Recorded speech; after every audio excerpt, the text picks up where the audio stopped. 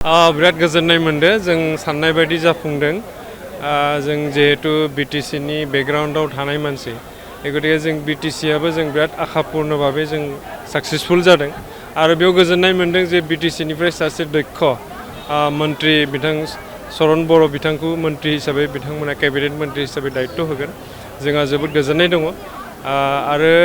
आसा खालामदों जे बीटीसी निफ्राय आरोबाव सानैबाव जेनेबा माने मन्त्री मोननो हायो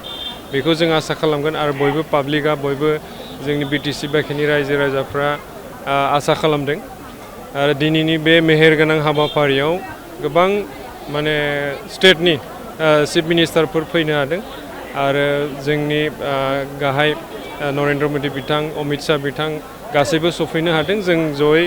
माने नुनो मोनगोन गोजोननाय मोनदों आरो बिराद गोजोननाय मोनदों जों साननाय बायदि जाफुंदों जों जेहेतु बीटीसी नि बेकग्राउन्डआव थानाय मानसि गतिके जों बीटीसी आबो जों बिराद आखापूर्ण भावे जों सक्सेसफुल जादों आरो बेयाव गोजोननाय मोनदों जे बीटीसी निफ्राय सासे दक्ष मन्त्री बिथां सरण बर' बिथांखौ मन्त्री हिसाबै बिथांमोना कैबिनेट मन्त्री हिसाबै दायित्व होगोन जोंहा जोबोद गोजोननाय दङ आरो आसा खालामदों जे बीटीसी निफ्राय आरोबाव सानैबाव जेनेबा माने मन्त्री मोननो हायो बेखौ जों आसा खालामगोन आरो बयबो पाब्लिकआ बयबो जोंनि बीटीसी बाखिनि रायजो राजाफ्रा आसा खालामदों आरो दिनैनि बे मेहेरगोनां हाबाफारियाव गोबां माने स्टेटनि चिफ मिनिस्टारफोर फैनो हादों